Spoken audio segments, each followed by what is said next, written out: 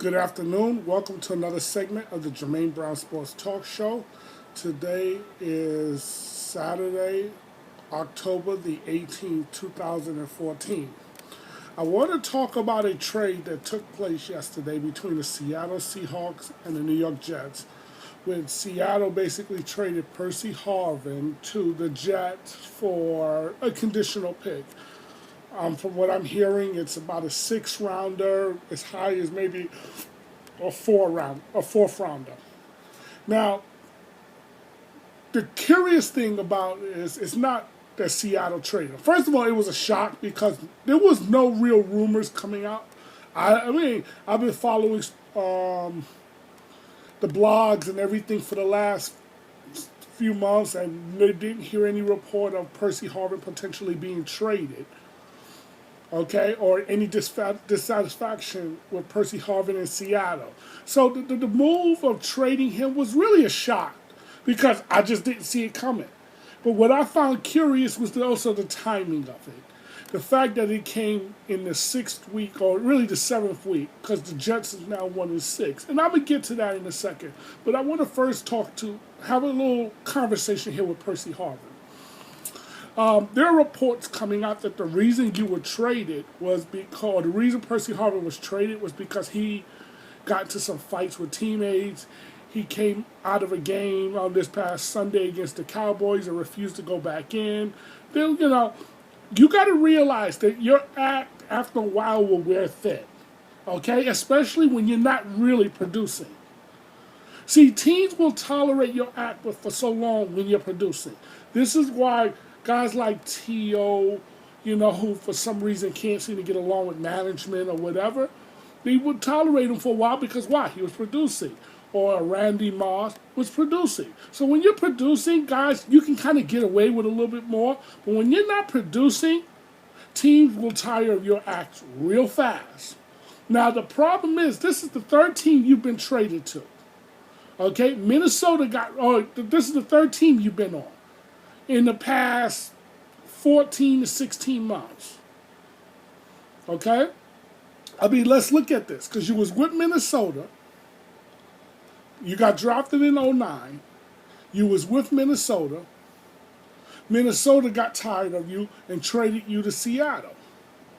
Now, you won the Super Bowl there with Seattle, and there's some media people who want to basically poo-poo that Super Bowl, saying, well, not the Super Bowl, his contribution in the Super Bowl. Folks, he played a major role in the Super Bowl because his kick return back after the halftime basically, for all intent and purposes, ended the Super Bowl. Because if Denver was thinking about making a comeback, when you were down the amount you were down, to start the second half with that kickoff return, that pretty much killed any thoughts of a rally that Denver may have had. So I'm going to say he played a significant role in that Super Bowl because you had to account for him that, other teams didn't have to account for before. But you didn't play much last year, but you did contribute in the Super Bowl. And then now all of a sudden, they just get rid of you like this? So something happened in Seattle, and the well-respected Warren Moon said that there were some chemistry issues on and off the field. Okay? Really, I don't know what happened there, but you better get it straightened out, whatever it is. Because if you can't make it here now with the Jets, you may be finished. Now, this leads me now to the Jets. Brilliant move by John Izzo. And I've been no fan of John Izzo. Let's get that out right here, right now. Because, see, he's really a money cruncher, a glorified accountant. His job is basically to manage the cap. That was his job before he became the GM of the Jets. In other words, he was another Mike Tannenbaum. And it didn't work with Mike Tannenbaum because Tannenbaum didn't know how to put together a team. So it was basically Rex picking the players. But so that really was not Tannenbaum's thing. Okay? Now, with Rex here, now with John Izzo here, he's the GM, and he obviously has some authority to pick the players. So what happened was basically the Jets was like 21 to 22 million or so underneath the cap.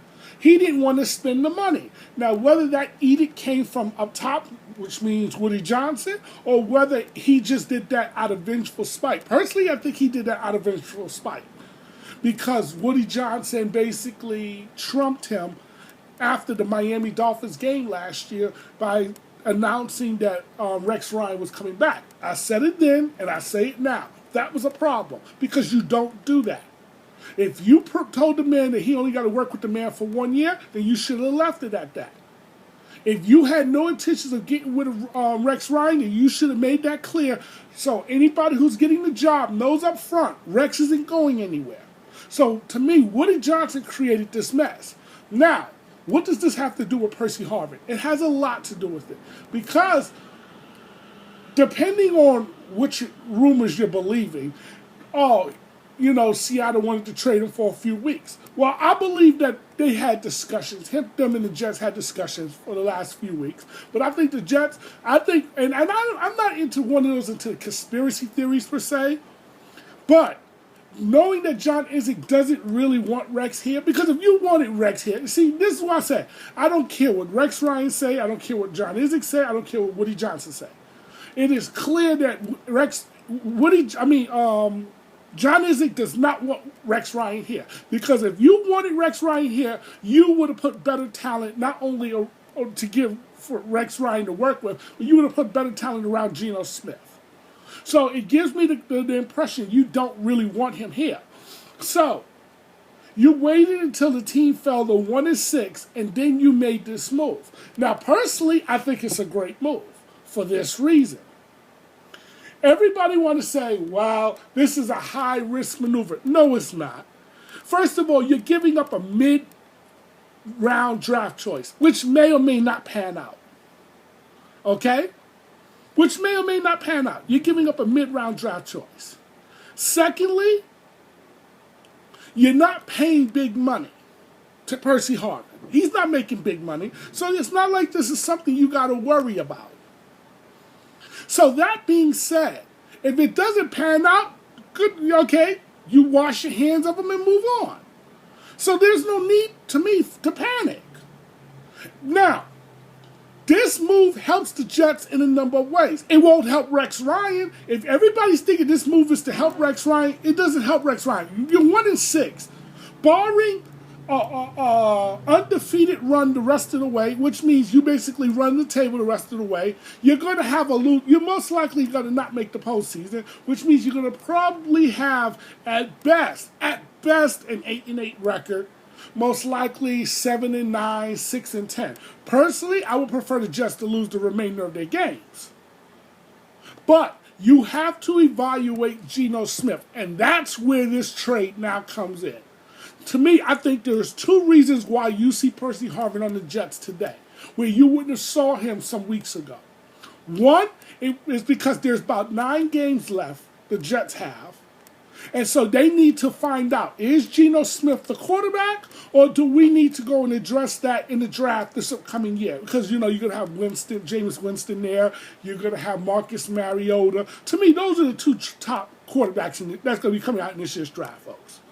I mean, I'm not sold on Brett Hundley from UCLA or the guy from Ohio State, Braxton Miller. He'll be coming back next year because he got injured before the first game of the season. So he'll be back again next year. So he's not going to be in this year's draft. So really, I don't know all the quarterbacks coming out in this year's draft, but the two ones that are supposed to be franchise caliber quarterbacks, or projected to be, should I say, franchise caliber quarterbacks, is Marcus Mariota and Jameis Winston. Now, personally, I don't trust Jameis Winston because of his off-the-field issues, but that's another topic another day. But you need to find out about Geno Smith. Can Geno Smith be the answer moving forward? Okay? Now, personally, I would have benched Geno Smith for the remainder of the year for the act that he pulled there in San Diego, but they chose not to do it that way. Okay, fine. But you need to find out if Geno Smith is your answer. This will help you find that out. Because people are going to say, well, but Percy Harvin is not your traditional wide receiver. You know who Percy Harvin reminds me of? And again, this is the New York media, what I call doing lazy analysis. Okay? Because if you understand, if you've watched Geno Smith's games in West Virginia, there was a receiver who reminds you exactly like Percy Harvin. And Geno Smith had success with this particular receiver. And that's Tavon Austin, the guy who is now in St. Louis. Tavon Austin and Percy Harvin have the exact type. They're both fast. They're both small, shifty type receivers, slot receivers, guys who, when you put the ball in their hands, can make things happen. That's who they are. And it worked with Geno Smith. So what you're hoping to find out is, will it work with Percy Harvin? So that's the first reason you see Percy Harvin here now. The second reason is this. The word around the league is that, or the feeling is, John Izzik may not be able to, or doesn't know how to evaluate talent, because he's done a poor job putting talent around this Jets team with Rex Ryan. And make no mistake, he really screwed Rex Ryan over here, because the Jets is not talented, folks, on either side of the football. Okay? Your best offensive weapon is your kicker. Okay? You really don't have no talent on either side of the football. Let's not kid each other. Okay? And even though I am no fan of Rex Ryan, I have to grudgingly admit he's done a good job with that defense, considering, because personally I don't think he's as good as everybody hypes him to be. But that being said, he is coaching with one hand tied behind his back. Now, the Percy Harvin trade does not help him, because Percy Harvin doesn't play defense. Percy Harvin is an offensive talent. And that, to me, Percy Harvin is going to benefit the next head coach who comes here, assuming Izzik is still around. Assuming, because Izzik is going to get most likely a chance to hire his next head coach. Okay? He's going to get a chance to hire his head coach. So assuming he's still around, that's who this move is for. Okay? But it's mainly to find out, is Geno Smith the answer? That's the reason why you see Percy Harvin on the Jets today. No really other reason, in my opinion. Okay? The Jets will come out and they're going to say all the right things, yada, yada, yada, yada. But this was to evaluate Geno Smith, folks.